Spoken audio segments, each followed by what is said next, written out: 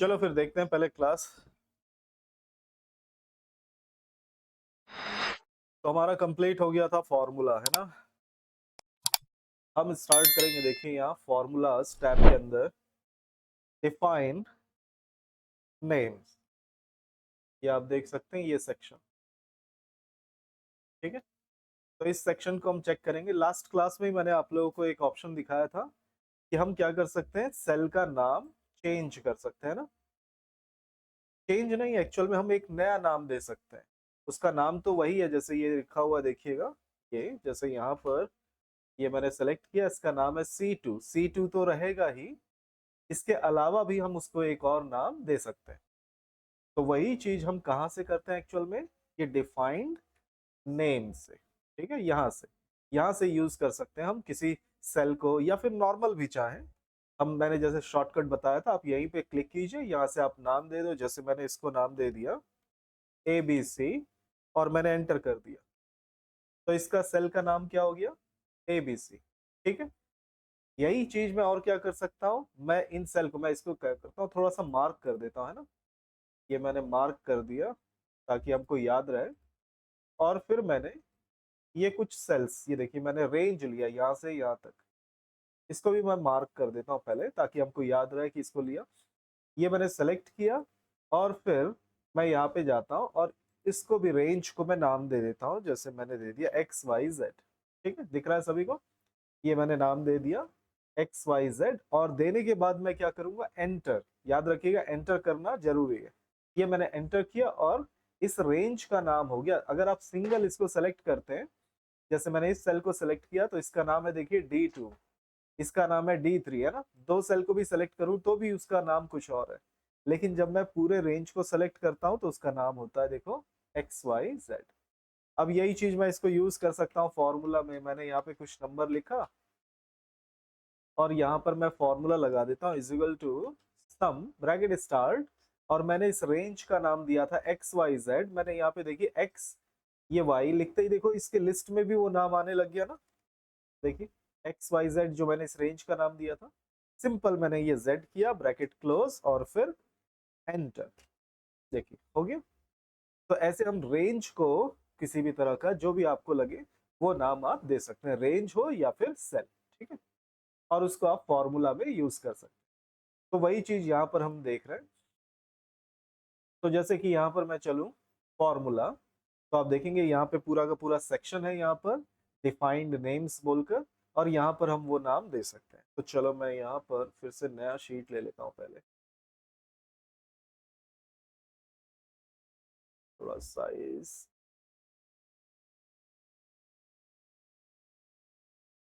फिर चलता हूँ मैं यहाँ पे फॉर्मूला। यहाँ पर आप देख सकते हैं सबसे ऊपर ये एक तो मैनेज बोलकर दिया, थोड़ी देर में देखते हैं। यहाँ पर दिया देखिए डिफाइन नेम, सिंपल इसको मैंने क्लिक किया इसी पे, और क्लिक करते ही देखिए एक छोटा सा विंडो आ गया। ठीक, इसमें सिंपल क्या क्या लिखा हुआ है देखो, कुछ भी नहीं, नेम, क्या नाम देना चाहते हैं। जो नाम मैंने यहाँ पे टाइप किया था वैसे ही आप यहाँ पर टाइप कर सकते हैं। ठीक है, स्कोप बोल कर दिया है, जो कि दो ऑप्शन है इसके अंदर, वर्कबुक और शीट 1। यानी कि यहाँ पर जो मैं नाम डालूंगा वो कहाँ कहाँ आपको दिखना चाहिए। सारे शीट्स के अंदर दिखना है तो वर्कबुक ले लो, और सिर्फ शीट 1 के अंदर ही दिखना है तो फिर शीट 1 ले लो। ठीक, इसके लिए दिया है। दूसरा, आप कुछ भी कमेंट्स उस सेल के बारे में या उस रेंज के बारे में देना चाहते हैं वो लिख सकते हैं। और यहाँ रेफरेंसेस बोलकर दिया है, तो वो जो भी सेल आपने सेलेक्ट किया या रेंज सेलेक्ट किया वो यहाँ पर शो होता है।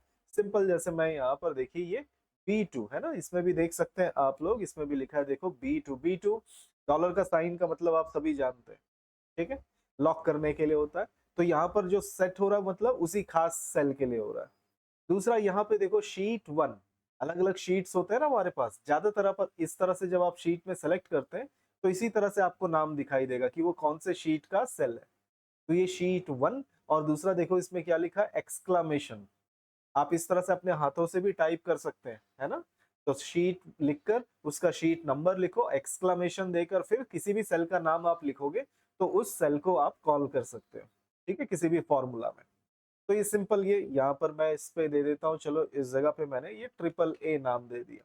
इसको B2 को, कौन सा है, ये है B2। ठीक है, और मैंने इसको ओके कर दिया। अब इस सेल का नाम देखो B2 हो गया। सिंपल, यानी सेल का नाम हो गया ट्रिपल ए। लास्ट टाइम भी हमने शॉर्टकट तरीके से देखा, वही सेम चीज। ठीक है। दूसरा यहाँ पर आप देख सकते हैं नेम मैनेजर। नेम मैनेजर में मैं चलूं तो आप देखेंगे यहाँ पे ये मैंने क्लिक किया, एक विंडो ओपन हो जाएगा और यहाँ पर आपको शो क्या करता है, देखो आपने जो भी सेल यानी जो भी नेम दिया उसके नाम आपको दिखा रहा है कि आपने किस सेल को क्या नाम दिया था। ठीक है, सिंपल सा ये आपको बताता है। अब आप इसमें क्या कर सकते हैं, ये अगर आपको किसी नाम को डिलीट करना है नेम को, तो आप यहाँ से डिलीट कर सकते हैं, या फिर करेक्शन करना है कि भाई नहीं इस रेंज को नहीं देना था, किसी और रेंज को देना था या कुछ और, तो आप यहाँ पे दिया हुआ देखिए एडिट, आप यहाँ पे क्लिक करके उसको एडिट कर सकते हैं, फिर से करेक्शन कर सकते हैं। तो इसके लिए दिया है सिंपल सा मैनेज। दूसरा ऑप्शन हमारे पास है यहाँ पर, अगर हम चले तो देखो यहाँ पर आपको मिलता है डिफाइन नेम। ये मैंने क्लिक किया तो आप देख सकते हैं यहाँ पे अप्लाई नेम्स भी दिया हुआ है। ये किस तरह से काम करेगा चलो देख लेते हैं। तो जैसे मैं यहाँ पर एक अपना ये फंक्शन याद होगा, मैं इस पे जाता हूँ और ये रिजल्ट्स, ठीक है, ये रिजल्ट्स का मेरे पास रखा हुआ है। मैं यहाँ पर बार बार सेल को सेलेक्ट करूँ, रेंज करूँ, यही करते हैं ना हम लोग, is equal to sum bracket start और ये मैंने रेंज दिया, ब्रैकेट क्लोज किया, एंटर। ये और हर फॉर्मूले में क्या हो जाता है, रेंज। डबल क्लिक करूं तो उसके अंदर रेंज शो हो रहा है, देखो, है ना ये। अब मैं क्या करता हूं, देखो एक ऑप्शन है यहाँ पर फॉर्मूलाज और इसके अंदर दिया देखो एक ऑप्शन क्रिएट फ्रॉम सिलेक्शन। मतलब आप बार बार खुद नाम नहीं देना चाहते, आप क्या चाहते हैं कि आपने किसी रेंज को सेलेक्ट किया और वो रेंज उसको मिल जाए। जैसे देखो मैं यहाँ पर ये मैंने सेलेक्ट कर लिया इन सभी को।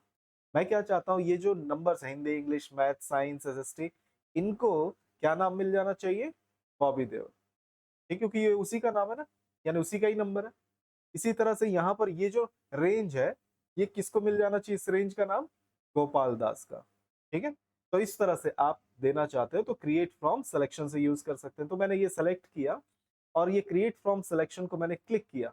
क्लिक करते ही देखिए यहाँ पे 4 ऑप्शन आ गया, क्योंकि ज्यादातर हमारे हेडिंग्स कहाँ कहाँ पे हो सकते हैं, टॉप में, लेफ्ट में, बॉटम में या फिर एकदम राइट, उसी को ही हम ले सकते हैं। तो ये पहले से ही देखिए सेलेक्ट कर लिया लेफ्ट कॉलम, तो लेफ्ट साइड में ही हमारा क्या है देखो हेडिंग, तो ठीक है। अगर कुछ गलती होता तो मैं टॉप ले लेता, क्योंकि मैंने हिंदी इंग्लिश तो मैं नहीं देना चाहता। तो क्योंकि हम कभी भी कैसे नहीं कैलकुलेट करेंगे, हिंदी बोलकर क्या इसको कैलकुलेट करेंगे हम, कितना मार्क्स आया हिंदी का सभी का मिलाकर, ऐसा तो कभी कैलकुलेट नहीं होता ना। तो इस तरह से तो करने वाले नहीं, लेकिन अगर कभी करना पड़े तो आप कर सकते हैं टॉप रो लेकर। तो खैर मैंने टॉप रो तो सेलेक्ट वैसे भी नहीं किया हुआ, तो लेफ्ट साइड पे ये सेलेक्ट किया हुआ, तो ये मैंने टिक किया, लेफ्ट ही रहने दिया और फिर कर दिया मैंने ओके। ओके करते यहाँ पर तो कोई फर्क आपको दिखा नहीं, लेकिन अगर आप यहाँ पर देखें, देखिएगा यूज इन फॉर्मूला, ये मैं क्लिक करता हूँ तो आपको देखो लिस्ट मिल गया, यहाँ पर वही सेम नाम आ गया, देखो यहाँ पे बॉबी देओल, गोपाल दास, ये सारे नाम देखो वही ना। लेकिन याद रखिए यहाँ पर थोड़ा फर्क दिखाई दे रहा होगा, बॉबी देओल उसके बीच में देखो अंडरस्कोर लगा है। मतलब कोई भी नाम जो हम यहाँ पर टाइप करके दे रहे हैं या फिर डिफाइन नेम्स के अंदर नेम टाइप कर रहे हैं, उसमें क्या नहीं होना चाहिए, गैप नहीं होना चाहिए, है ना, कभी भी। तो इसलिए देखो इसने क्या किया, यहाँ पर देखो नेम के बीच में गैप है, लेकिन उसने जब किया उसको अप्लाई किया तो उसने क्या किया, उस गैप में अंडरस्कोर डाल दिया। तो आप भी जब भी कभी किसी रेंज को नाम देना चाहेंगे तो उसके बीच में गैप मत दीजिएगा। ठीक है, अब इसको हम कैसे यूज कर सकते हैं फॉर्मूला में, देखो यहाँ पर अभी आप देखेंगे, इसको मैंने क्लिक किया, इसको डबल क्लिक करता हूँ, अभी भी देखो रेंज ही दिखाई दे रहा है ना। मैं चाहूँ तो यहाँ पर इज इक्वल टू, थोड़ा सा जूम कर देता हूँ मैं, is equal to sum bracket start और यहाँ पे मैंने बॉबी लिखा, देखो आ गया, ब्रैकेट क्लोज किया मैंने और फिर एंटर कर दिया, देखिए हो गया टोटल। अब देखो यहाँ पर डबल क्लिक करता हूँ, देखो सिंपल, हम किसी भी रेंज को कोई भी नाम दे सकते हैं और इस तरह से हम ज्यादा आसानी से किसी का नाम क्रिएट कर सकते हैं। कहाँ से, क्रिएट फ्रॉम सिलेक्शन। वो तो ठीक है, लेकिन अब यहाँ पर जैसे मैं बता रहा था, क्या डिफाइन नेम के अंदर क्या दिया है, अप्लाई नेम्स। तो क्योंकि हमने रेंज को क्या किया, एक नाम दे दिया ना, हर एक रेंज को बॉबी देओल इस रेंज को दिया हुआ, इस रेंज को हमने गोपाल दास दिया हुआ, इस रेंज को हमने कुणाल शर्मा दिया हुआ। तो हम चाहते हैं अब ये फॉर्मूला के अंदर ये जो रेंज लिखा है वो हट जाए और इसकी जगह वो नाम आ जाए। ठीक है, तो इसके लिए तो मैंने ये सेलेक्ट किया और सिंपल यहाँ पर गया अप्लाई नेम्स, ये मैंने क्लिक किया, देखिए लिस्ट आ गया और सारे सेलेक्टेड है। देखिए मुझको कुछ भी नहीं करना, मुझको सिर्फ क्या करना है, ओके करना है। जैसे ही मैं ओके करूंगा ऑटोमेटिक उस रेंज की जगह पे क्या आ जाएगा, ये नेम। देखिए मैंने ओके बोला और अब मैं चेक करूंगा। देखो चेक करने से पहले ही आप देख सकते हो यहाँ फॉर्मूला बार में देखो चेंज हो गया। तो सिंपल अगर आपको ऐसे चेंज करना हो तो उसके लिए देखिए अप्लाई हो गया, देखो है ना। तो इस तरह से आप रेंज की जगह जो नाम आपने दिया उस रेंज को, वो नाम आ जाए फॉर्मूला में, तो उसके लिए दिया हुआ आपको अप्लाई नेम्स। दूसरा आप यहाँ पे कॉपी पेस्ट भी कर सकते हो। आप देखोगे यहाँ पे यूज इन फॉर्मूला, क्लिक करता हूं तो पूरा लिस्ट आ गया नेम का। आप डायरेक्ट इसको क्लिक करो, ये मैंने क्लिक किया, देखिए ये आ गया, है ना, इजिकल टू, कोई फॉर्मूला नहीं लगा है, रेंज का नाम है। और मैं जैसे ही एंटर करूंगा, देखना ये एंटर किया तो वहां के सारे वैल्यूज देखो यहाँ पे इसके लेफ्ट लेफ्ट में देखो आ गया, देखो है ना। इसी को मैं फॉर्मूला में भी इसी तरह से यूज कर सकता हूँ। दूसरा आप देखेंगे यहाँ पर मैं चलता हूँ यूज इन फॉर्मूला, यहाँ लास्ट में सबसे नीचे आपको देखने को मिलेगा पेस्ट नेम्स। आप इसको क्लिक करेंगे तो पूरा लिस्ट आ गया, देखिए। अब जिसको पेस्ट करना है उसको सेलेक्ट कर लो और फिर ओके बोल दो, या पूरा लिस्ट चाहिए तो लिस्ट को क्लिक कर दो। ये लिस्ट को क्लिक किया, देखिए पूरा का पूरा नेम यहाँ पर आ गया, देखिए नेम भी आ गया और उसका रेंज भी यहाँ पर आपको शो कर रहा है, देखिए, है ना। तो सिंपल इस तरह से अगर आपको पेस्ट करना हो सिर्फ उस लिस्ट को तो वो भी आप कर सकते हो, ठीक है। या यूज करना चाहो तो आप यूज भी कर सकते हो। तो इस चीज के लिए आपको ये ऑप्शन दिया हुआ है। तो नेम बॉक्स बहुत यूज होता है इसका, हम बहुत फॉर्मूलाज के अंदर ज्यादातर हम इसी को आगे चल के मैं आपको एक एग्जांपल भी दिखाऊंगा इस तरह से रेंज देकर हम किस तरह से और अच्छे से यूज करते हैं लिस्ट को, ठीक है। तो ये तरीका है हमको नेम देने का, ठीक है, रेंज को या किसी सेल को। नेक्स्ट इसके आगे बढ़े तो हमको देखने को मिलेगा यहाँ पर फॉर्मूला एंड ऑडिटिंग बोलकर दिया हुआ, देखिए सेक्शन, इसमें ट्रेस प्रेसिडेंट्स और दूसरा ट्रेस डिपेंडेंट्स बोलकर दिया हुआ है। ये किस तरह का है देखो, यहाँ पर सिंपल मैं एक शीट ले लेता हूँ, चलो ये हमारे पास यहाँ पे मैंने लिखा 1 2 3 4 5 और फिर यहाँ पर मैं आकर इजिकल टू 1 + 2। अभी भी किसी को कोई डाउट होता है इस तरह से प्लस इंटू डिवाइड करने में? हाँ, ऐसा तो आसान है ना, फॉर्मूला ना सही लेकिन आप इस तरह से प्लस माइनस इंटू डिवाइड तो कर ही सकते हैं। दूसरा मैं यहाँ पर आ जाता हूँ, यहाँ पर मैंने फिर 15 + 1 = 15 + 2 = 15 + 3। तो मैंने क्या किया, ये सारे नंबर्स को प्लस किया और ये 15 आ गया, ठीक है। और 15 पे 1, 15 पे 2, 15 पे 3 प्लस करके ये आया। अब देखिए मैंने ये सेलेक्ट किया हुआ है सेल। अब मैं जानना चाहता हूँ ये 15 कौन कौन से सेल से कैलकुलेट होकर आया, ठीक है। तो मैं सिंपल यहाँ पे ट्रेस प्रेसिडेंट्स, यहाँ पर देखो ये मैं इसको क्लिक करता हूँ, चलो यहाँ पर तो नहीं है,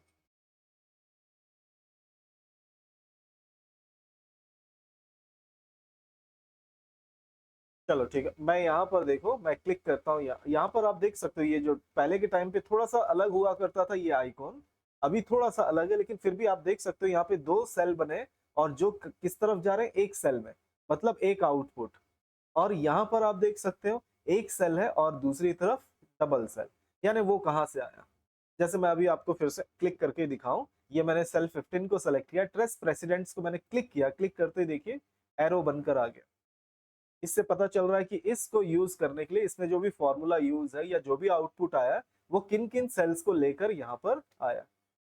तो इस तरह से आप कभी चेक करना चाहेंगे तो उसके लिए बहुत अच्छा ऑप्शन दिया हुआ है, ठीक है। तो ये एरो से ये पता चल गया 15 कैसा है। अब 15 को लेकर कहाँ कहाँ यूज हुआ, तो ये प्रेस डिपेंडेंट्स, इसको क्लिक कर दो, देखो ये बता दिया। तो ऐसे एरोज को शो करने के लिए, और इन्हीं एरोज को आपको हटाना है तो उसके लिए आपको ये ऑप्शन दिया हुआ है, प्रेसिडेंट्स को हटाना है, डिपेंडेंट्स को हटाना है या सभी को हटाना है तो रिमूव एरोज, तो ऐसे आप एरोज हटा सकते हैं। तो ऐसे एरोज लगाकर चेक करने के लिए, क्योंकि कई बार क्या होता है बहुत बड़ा बड़ा शीट्स में हम बहुत दूर दूर तक फॉर्मूला लगाए हुए होते हैं, तो ऐसे जगह पे हम चाहेंगे कि एरो से मार्किंग हो जाए, तो उसके लिए यूज करते हैं। ठीक यहाँ पे दिया हुआ देखो शो फॉर्मूलाज दिया हुआ है।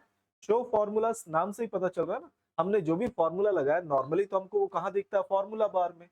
आप चाहते हैं कि शीट पे भी दिखाई दे, तो आप सिंपल सा इसको क्लिक कर दो। ये मैंने क्लिक किया, देखिए यहाँ पर ये थोड़ा मैं आगे बढ़ाता हूँ, ये देखिए यहाँ पे फॉर्मूला ऐसा लगा हुआ है, यहाँ पर ये फॉर्मूला लगा है, इस तरह से आपको शो करता है। दोबारा क्लिक करेंगे तो वो हट जाएगा, सिंपल सा। तो फॉर्मूला अगर आप देखना चाहते हैं शीट में तो इसको क्लिक कर सकते हैं। दूसरा ऑप्शन दिया देखिए एरर चेकिंग। इसके अंदर मैं चलूं तो देखो इस तरह से एरर चेकिंग, ट्रेस एरर इस तरह से दिया हुआ है। तो सिंपल ये चेक करने के लिए है ना, चेक करने के लिए हमको दिया हुआ एरर। जैसे मैं यहाँ पर क्या करता हूँ, कुछ गलतियां करता हूँ यहाँ पर। जैसे मैंने यहाँ पे 10 20 20 इज इक्वल टू 10 प्लस 20, यहाँ पर गया मैं इज इक्वल टू 10 प्लस 1, चलो ये 31, और यहाँ पर जाकर इज इक्वल टू प्लस, यहाँ पर मैं थोड़ा सा चेंज कर देता हूँ। यहाँ पे 2 लिखा, ये यहाँ पर मैंने is equal to 30 divide by 2, ये ठीक है।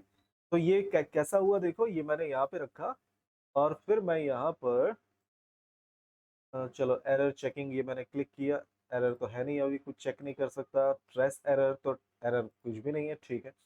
तो मैं क्या करता हूँ देखो, ये इसको मैंने टोटल किया और यहाँ पे लाया 30, ठीक है।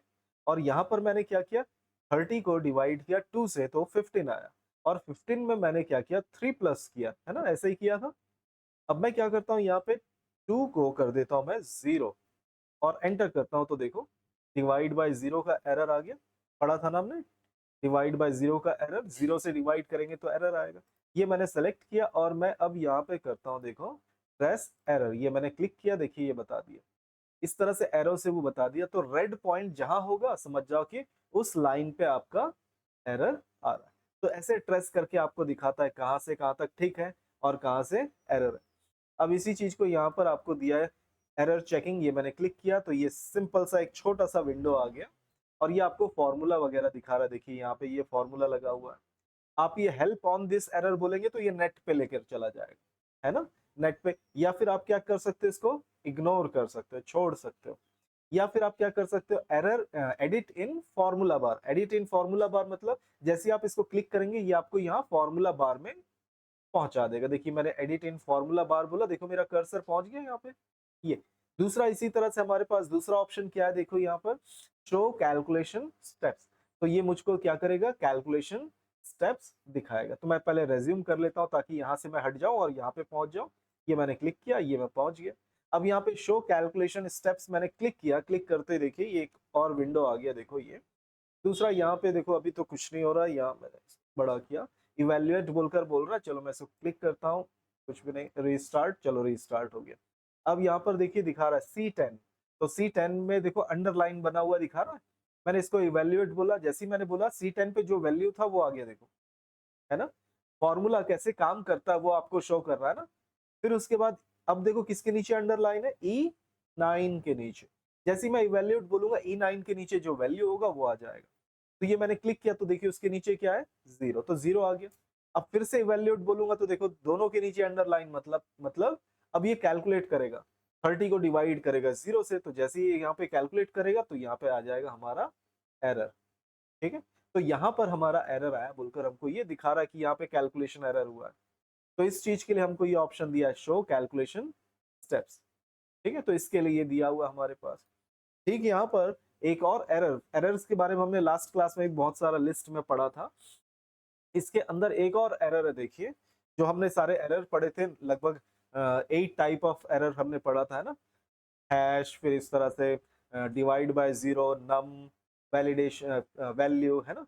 ऐसी एक और एरर है हमारे पास, देखो सर्कुलर रेफरेंसेस बोलकर एक एरर आता है। अब ये किस टाइप का एरर है, मैं इसको आपको दिखाऊं एक छोटा सा एग्जांपल से।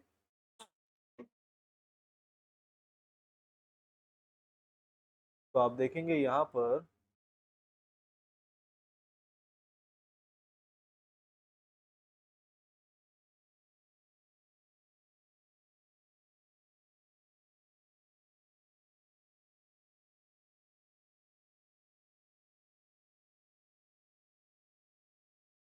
ये एक एग्जांपल है, देखिए, ठीक है।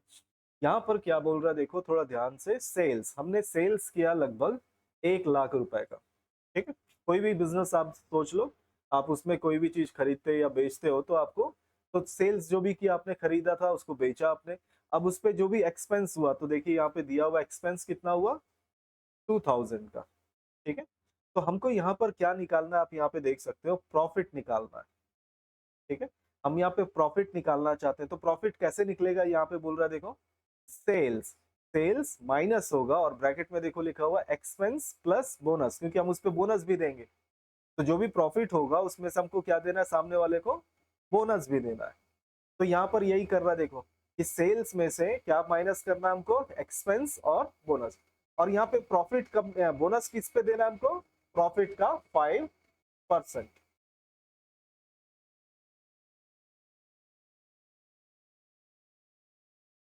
तो हमको यहाँ पर प्रॉफिट का 5% हमको क्या देना है, बोनस देना है। तो पहले प्रॉफिट निकालेंगे, तो जैसे मैंने यहाँ पे जैसा ये फॉर्मूला दिया वैसे ही यहाँ पे मैं लगा देता हूँ, देखो इज इक्वल टू सेल्स, ठीक है, माइनस ब्रैकेट के अंदर मैंने फिर सेलेक्ट किया, देखिए एक्सपेंस प्लस, फिर मैंने ले लिया बोनस, ब्रैकेट क्लोज, एंटर। तो देखिए सिंपल, अभी क्या किया इसने, 98,000, ठीक है ना, क्योंकि 2000 उसका एक्सपेंस था, लेकिन बोनस माइनस नहीं हुआ, क्यों, क्योंकि बोनस तो निकला ही नहीं है ना। और बोनस कैसे आएगा, प्रॉफिट का 5%। तो अब मैं यहाँ पे निकालूंगा प्रॉफिट का 5%, तो इज इक्वल टू 98,000 इंटू 5%, ये मैंने लगा दिया 5% निकालने का फॉर्मूला, और मैं एंटर करता हूं। तो यहाँ पर देखिए एक एरर आ रहा है, देखो यहाँ पर प्रॉब्लम क्या आ रहा है, यहाँ पर मैंने सिंपल क्या कर लिया, उस सेल पे मैंने फॉर्मूला लगाया जो सेल किसी और में पहले से यूज हो रहा है, किसी और कैलकुलेशन में ना, इसी चीज को हम क्या कहते हैं, सर्कुलर रेफरेंस एरर। ठीक है, तो हम जिस सेल में हमने आउटपुट निकालना चाह रहे हैं, वो सेल पहले ही किसी और फॉर्मूले में उसको यूज किया हुआ है। तो इस तरह से अगर आप यूज करते हैं तो ये एरर आता है। अब इसको ठीक कैसे करेंगे, तो यहाँ पर मैंने ओके बोला, और यहाँ पर आ गया 0, अभी तो 0 दोनों में, सिर्फ इस पे आया क्योंकि मैंने अभी इस पे फॉर्मूला लगाया। अगर मैंने दोनों पे अभी रिफ्रेश करूं, ये मैं गया, डबल क्लिक करता हूं और सिंपल फिर से एंटर कर देता हूं, तो आप देखिए अब दोनों में 0 हो गया, है ना, क्योंकि इस पे रिफ्रेश नहीं हुआ था ये वाला सेल, इसलिए 98,000 दिखा रहा था। मैंने इस पे डबल क्लिक करके फिर से दोबारा उसको एंटर कर दिया, तो देखो वहां पर भी 0 शो कर रहा है। तो इस तरह से अगर आप सेल को यूज करोगे जिसमें पहले से फॉर्मूला लगा हुआ है, और उसको फिर यूज करेंगे, तो आपको ये एरर देखने को मिलेगा ही मिलेगा। अब इसको ठीक कैसे करना है, ठीक भी बहुत आसानी से करेंगे।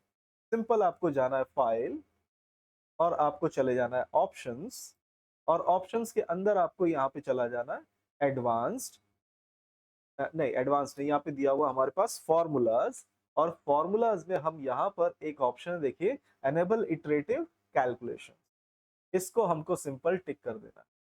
जैसे ही आप इसको टिक करेंगे वो सारे प्रॉब्लम सॉल्व हो जाएंगे।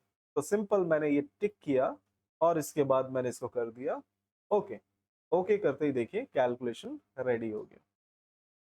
तो इस तरह से कभी भी आपको सर्कुलर रेफरेंस का, है ना, एरर आए, तो आपको सिंपल वो ऑप्शन टिक करना है। कौन सा ऑप्शन, फाइल में जाना है, और सिंपल ऑप्शंस में जाना है, और यहाँ पर आपको फॉर्मूलाज के अंदर एक ऑप्शन मिलेगा, एनेबल इटरेटिव कैलकुलेशन, इसको आपको टिक करना है और फिर ओके कर देना है।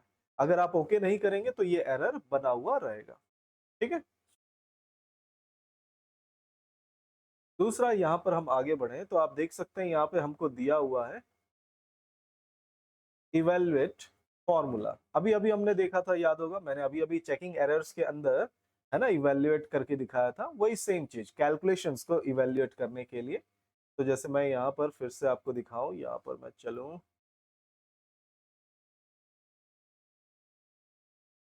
जैसे कि यहाँ पर मैंने ये सेल सेलेक्ट किया, इवेल्युएट फॉर्मूला ये मैंने क्लिक किया, आप देख सकते हैं यहाँ पे फॉर्मूला आपको पूरा शो हो रहा है।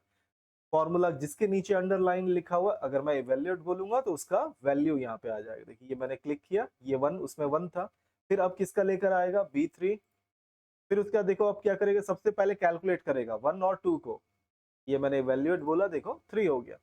अब वो आगे गया, उसको इवेल्युएट किया, तो देखो 3, फिर 3 3 6, तो किस तरह से फॉर्मूला काम करता है आपको यहाँ पर दिखाई देता है। तो इस तरह से आप चेक कर सकते हो, कभी अगर आपका फॉर्मूला जैसे आप देखते हो ना बोर्ड मास मैथ्स का है ना तरीका कैलकुलेशन करने का, यहाँ पर भी थोड़ा सा अलग है, मैं किसी दिन आपको चार्ट दिखाऊंगा, ठीक है। तो यहाँ पे भी प्लस माइनस इंटू डिवाइड करने का एक रूल है अपना। तो आप यहाँ पर क्या कर सकते हो, कभी अगर आपका कैलकुलेशन गलत हो रहा है तो आप यहाँ पर जाकर चेक कर सकते हो कि आपका कैलकुलेशन सही चल रहा है या फिर नहीं चल रहा है, ठीक है, या किस तरह से चल रहा है वो आप यहाँ पर देख सकते हो। तो इसके लिए बहुत अच्छा ऑप्शन ये दिया हुआ है इवेल्युएट, ठीक। नेक्स्ट इसके आगे बढ़े हैं तो हमको देखने को मिलता है, देखिए वॉच विंडो। तो वॉच विंडो किस लिए दिया, नाम से ही देखिए देखने के लिए क्या होता है, आप सभी को पता है यहाँ पे बहुत बड़ा शीट है ना, ये काफी बड़ा शीट है। अब जितना स्क्रीन पे दिख रहा है कि हम सिर्फ हमेशा इतने ही एरिया पे काम करेंगे, नहीं, नीचे और भी जा सकते हैं, है ना। तो इस तरह से हमको, क्योंकि बहुत बड़ा शीट लिखा, तो ऐसा कई बार क्या होता है, देखो जैसे यहाँ पर हमारे पास कैलकुलेशन आ रहा है 16 17, तो चलो मैं यहाँ पर थोड़ा सा और आगे चला जाता हूँ। यहाँ देखिए अब वो साइड मुझको नहीं दिख रहा, मैंने इक्वल टू और फिर लेफ्ट में जाता हूँ और मैंने यहाँ पे 17 में प्लस कर दिया 5 और ये कैलकुलेट हो गया, देखिए 22, है ना। मैंने क्या किया, 17 जो यहाँ पे निकाला हुआ था कैलकुलेशन उसके अंदर मैंने +5 कर दिया, तो 22 आंसर आ गया। अब मैं जब भी यहाँ पर कुछ चेंजेस करूंगा, देखो ये मैंने चेंज किया, अभी ये 17 है, देखो जैसे यहाँ चेंज करूंगा यहाँ चेंज होगा और इसमें भी हो जाएगा, ये मैंने 11, देखो अब ये 27 हो गया। अब वहां पर 22 है, अब उसमें क्या कैलकुलेशन चेंज हुआ मुझको पता चलेगा, नहीं दिख रहा ना, क्योंकि दिख ही नहीं रहा, तो मुझको कैसे, तो मुझको क्या करना पड़ेगा, फिर इस तरफ जाना होगा, जाकर फिर मैं देखूंगा अच्छा 32 हो गया। तो हम क्या कर सकते हैं, इनको वॉच विंडो के अंदर स्टोर कर सकते हैं। तो ये मैंने सेलेक्ट किया, देखिए वॉच विंडो, ये मैंने क्लिक किया, क्लिक करते ही आपके सामने एक और विंडो आ गया, देखो ये, और ये सिंपल दिया हुआ, देखो इसमें बटन दिया ऐड वॉच, इसको आपको क्लिक करना है, ये मैंने क्लिक किया और ये सेल सेलेक्टेड है पहले से, क्योंकि मैंने पहले से सेलेक्ट रखा हुआ था। चाहो तो सेल सेलेक्ट करो या एक रेंज को, कोई फर्क नहीं पड़ता है ना, आप चाहो तो एक रेंज को भी सेलेक्ट कर सकते हो। सेलेक्ट करके आपको करना क्या है, ओके, तो ये मैंने ऐड बोला, ये ऐड हो गया, देखिए, ठीक है।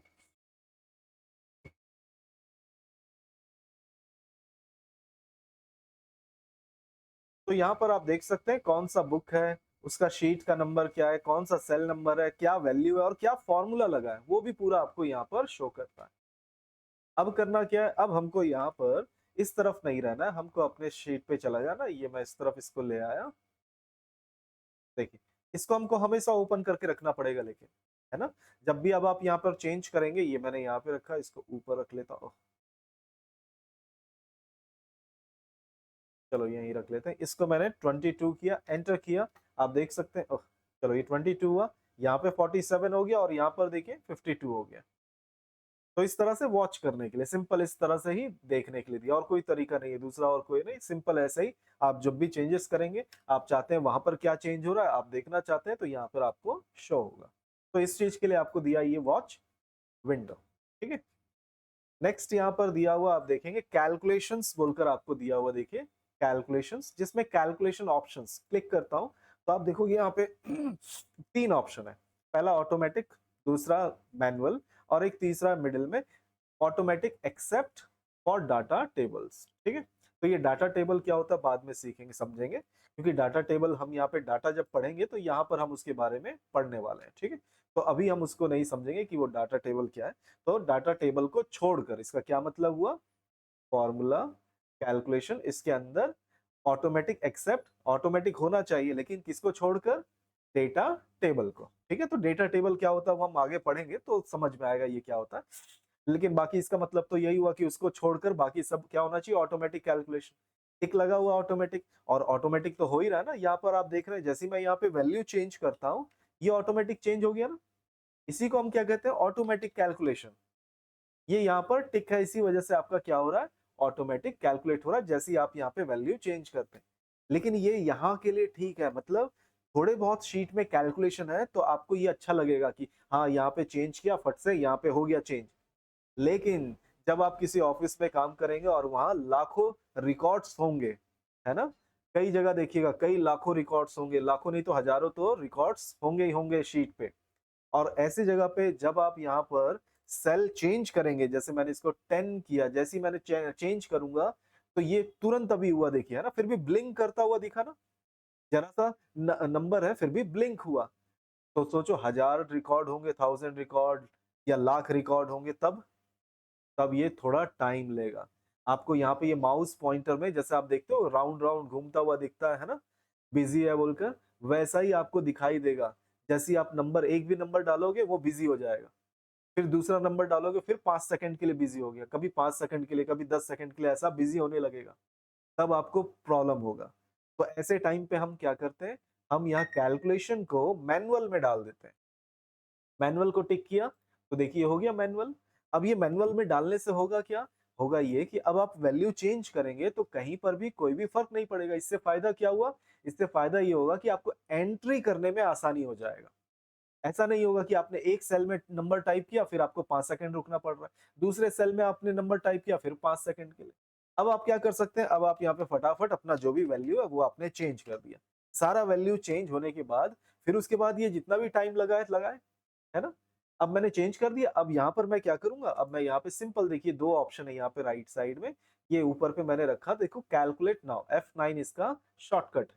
तो अगर मैं इसको क्लिक कर दूंगा तो ये मैंने क्लिक किया तो उसने कैलकुलेट कर दिया, है ना? तो जब भी आपके पास लार्ज डाटा होगा तो आपको इसको मैनुअल में रखना है। अगर आप मैनुअल में नहीं रखेंगे या आपको याद नहीं रहा तो फिर आप फिर बैठकर ऐसे ही एक दबाओगे फिर दूसरा के लिए, फिर रुकोगे थोड़ी देर, फिर रुकोगे, ऐसे परेशान होते रहोगे। तो इसी चीज के लिए हमको क्या ऑप्शन दिया, ये मैनुअल। दूसरा इसी में क्या दूसरा और एक दिया, एक तो ये दिया हुआ कैलकुलेट शीट, कैलकुलेट नाउ, ये ऑप्शन है हमारे पास कैलकुलेट नाउ, और एक और नीचे इसके नीचे दिया देखिए कैलकुलेट शीट। अब इन दोनों का क्या मतलब हुआ, कैलकुलेट नाउ से मतलब ये हुआ कि ये सारे के, जैसे हमारे पास ये शीट 1 है, शीट 2 पे चलता हूं और यहाँ पर भी मैं कुछ वैल्यूज लिख देता हूँ। थोड़ा साइज बड़ा कर लेते हैं इसका। ये मैंने यहाँ पर 10, फिर उसके बाद 20, फिर यहाँ पर मैंने कर दिया इज इक्वल टू, ये कैलकुलेट कर दिया 30 आ गया। ठीक है, अब मैं यहाँ पर चेंज करता हूँ, देखिए मैंने यहाँ पर कर दिया इसको, चलो 100, एंटर करता हूँ, कैलकुलेट हुआ क्या, नहीं हुआ है ना। शीट 1 पे चलता हूँ और यहाँ पर फिर से मैं चेंज कर देता हूँ 1 2 3 4 5, ये मैंने चेंज किया, कहीं कैलकुलेशन नहीं हुआ। लेकिन जैसे ही मैं यहाँ फॉर्मूला में जाकर ये वाला ऑप्शन ले लूं कैलकुलेट नाउ, तो ये क्या करेगा, देखो ये मैंने क्लिक किया, क्लिक करते ही आप देखेंगे यहाँ पे सारा चेंज हो गया। और साथ ही शीट 2 पे चलो तो वहां पर भी चेंजेस आ गया। मतलब सारे शीट्स में जितने भी शीट्स होंगे सबको क्या कर देगा, कैलकुलेट। लेकिन इसी की जगह पे मैं फिर से चेंज करता हूँ, देखो यहाँ पे मैंने 1 कर दिया, तो इसका आंसर कितना आना चाहिए, 21। और यहाँ पर फिर मैं क्या कर देता हूँ, यहाँ पर मैं, चलो कुछ और नंबर डाल दें, तो 6 7 8 9, और ये मैंने 10 लिख दिया। अब मैं क्या करूंगा, देखो यहाँ पर दिया हुआ ऑप्शन कैलकुलेट शीट, सिर्फ इसी को क्लिक करूंगा, तो इसको क्लिक करने से क्या होता है, देखो ये मैंने क्लिक किया, यहाँ पे कैलकुलेट हो गया। लेकिन सेकंड शीट पे जाऊं तो देखो यहाँ पे कैलकुलेट नहीं हुआ।